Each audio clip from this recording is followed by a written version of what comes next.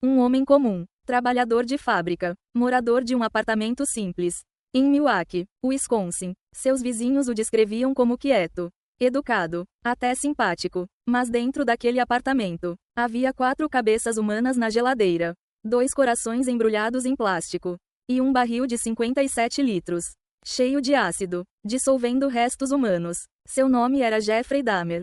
E durante 13 anos, ele cometeu crimes que desafiam qualquer compreensão humana. Bem-vindo ao Mente Criminosa. Jeffrey Lionel Dahmer nasceu em 21 de maio de 1960. Em Milwaukee, Wisconsin, ele assassinou e desmembrou 17 homens e rapazes. Entre 1978 e 1991, a imprensa o chamou de o canibal de Milwaukee e de o monstro de Milwaukee. Mas a história de Dahmer não começa com monstros. Ela começa com uma criança que foi sendo abandonada, aos poucos. Jeffrey cresceu em Beth Township, Ohio, em uma casa no meio de um bosque. Seus pais, Lionel e Joyce Dahmer, viviam em constante conflito. A mãe era hipocondríaca, depressiva, e consumia quantidades crescentes de calmantes e laxantes. O pai, um químico pesquisador, passava a maior parte do tempo fora de casa, estudando. Desde os 4 anos de idade, Jeffrey demonstrou uma fascinação perturbadora por ossos de animais. Quando seu pai removeu ossos de animais debaixo da casa, o menino ficou estranhamente encantado pelo som que faziam. Ele começou a colecionar ossos de esquilos e tatus, preservando-os em potes de formol, dentro de um pequeno galpão nos fundos da casa. Na escola secundária, Dahmer era visto como um palhacinho que fazia performances bizarras por atenção. Seus colegas chamavam essas performances de fazer um Dahmer. Mas por baixo das piadas, havia algo muito mais sombrio se desenvolvendo. Aos 16 anos, ele já fantasiava sobre dominar completamente outra pessoa, sobre ter alguém totalmente submisso a ele. Essas fantasias, gradualmente, se misturaram com a dissecação. Em junho de 1978, Dahmer tinha 18 anos. Seus pais acabavam de se divorciar. Sua mãe havia saído de casa levando seu irmão mais novo. E ele estava sozinho, na casa vazia. No dia 18 de junho, ele avistou um rapaz fazendo carona na beira da estrada. Steven Hicks, 18 anos, estava indo a um show de rock. Dahmer o convidou para tomar algumas cervejas em casa. Hicks aceitou. Depois de horas bebendo e ouvindo música, Hicks quis ir embora. Dahmer não queria que ele fosse. Ele pegou um halter de 4,5 kg e golpeou Hicks por trás 2 vezes. Depois, o estrangulou com a barra do halter. Dahmer tinha 18 anos e acabava de cometer seu primeiro assassinato. Ele dissecou o corpo no porão, enterrou os restos no quintal e, semanas depois, pulverizou os ossos com uma marreta, espalhando-os pelo bosque atrás da casa. Depois disso, 9 anos se passaram, sem novos crimes.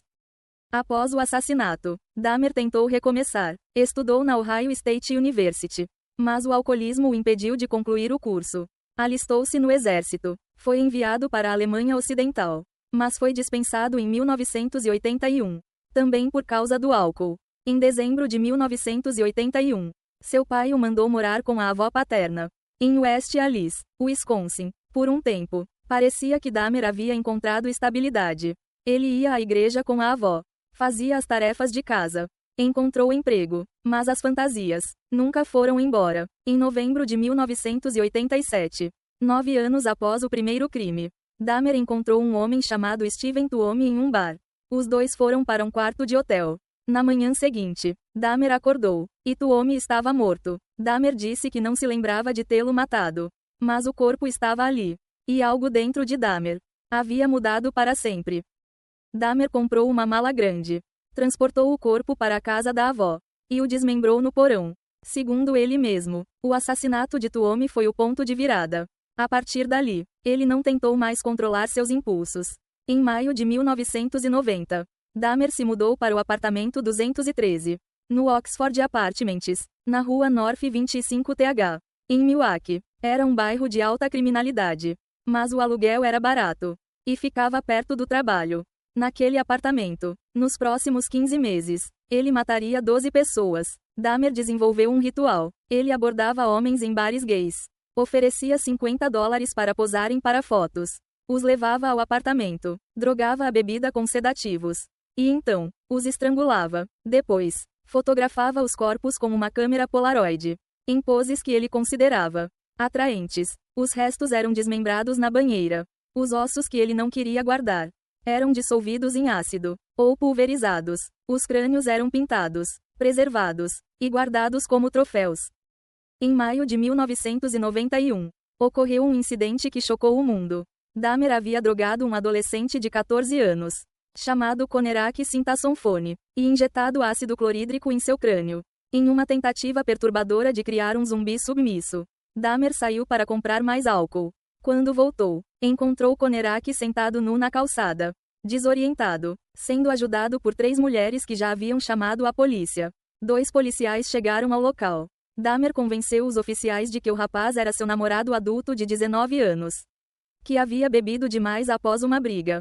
As mulheres tentaram alertar os policiais. Disseram que o rapaz estava sangrando, que havia algo errado. Os policiais as mandaram calar a boca e escoltaram Dahmer e Conerak de volta ao apartamento. Dentro do apartamento, o corpo do assassinato anterior ainda estava no quarto. Os policiais não notaram nada. Foram embora, e Dahmer injetou mais ácido no crânio de Conerak.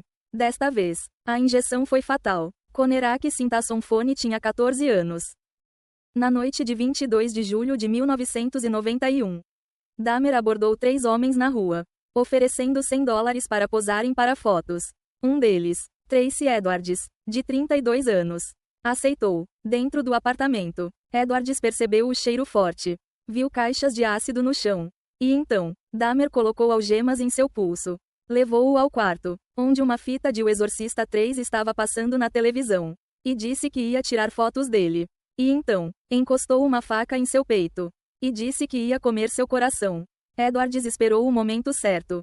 Quando Dahmer desviou a atenção, ele o socou no rosto, e correu pela porta da frente.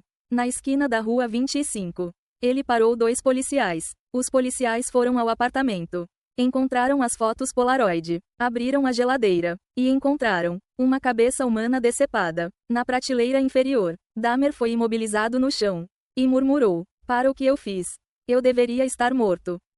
O que os investigadores encontraram no apartamento 213 foi descrito pelo médico legista-chefe como mais parecido com desmontar o museu de alguém do que uma cena de crime.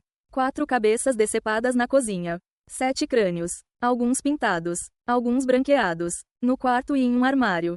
2 corações e uma porção de músculo do braço, embrulhados em plástico na geladeira. Um torso inteiro no freezer. 3 torsos desmembrados, dissolvendo em ácido, dentro do barril de 57 litros. 2 esqueletos completos. 74 fotografias Polaroid, documentando cada etapa dos crimes. Dahmer confessou tudo. 17 assassinatos, 60 horas de interrogatório, 178 páginas de confissão. O julgamento de Dahmer começou em 30 de janeiro de 1992. A defesa argumentou que ele era louco, dominado por impulsos que não conseguia controlar. A acusação argumentou que ele era calculista, metódico, e sabia exatamente o que estava fazendo. Dahmer foi diagnosticado com transtorno de personalidade borderline, transtorno de personalidade esquizotípica, e um transtorno psicótico, mas o júri o declarou legalmente são. Em fevereiro de 1992, ele foi condenado por 16 assassinatos, e sentenciado a 16 penas de prisão perpétua, sem possibilidade de liberdade condicional. 941 anos de prisão. Na manhã de 28 de novembro de 1994, Jeffrey Dahmer foi designado para uma tarefa de limpeza na prisão Columbia Correctional Institution, em Portage, Wisconsin. Ele estava desacompanhado com 2 outros detentos por aproximadamente 20 minutos. Um deles, Christopher Scarver, que cumpria prisão perpétua por homicídio, pegou uma barra de ferro de 50 centímetros e golpeou Dahmer repetidamente na cabeça. Dahmer foi encontrado no chão, com ferimentos graves. Foi levado ao hospital, mas morreu uma hora depois. Tinha 34 anos. Segundo Scarver, as últimas palavras de Dahmer foram: "Não me importa se vivo ou morro. Pode me matar." O caso de Jeffrey Dahmer levanta questões que não têm respostas fáceis. Como uma criança se torna um monstro? Quantos sinais foram ignorados? Ao longo de 13 anos? Quantas vidas poderiam ter sido salvas se alguém tivesse prestado atenção? O apartamento 213 no Oxford Apartments foi demolido em novembro de 1992. O terreno está vazio até hoje, mas as histórias das 17 vítimas de Jeffrey Dahmer permanecem, e é por elas que casos como este não devem ser esquecidos. Se você chegou até aqui, obrigado por assistir. Deixe nos comentários qual aspecto deste caso você achou mais perturbador. Se inscreva no canal para não perder os próximos episódios do Mente Criminosa. Até o próximo caso.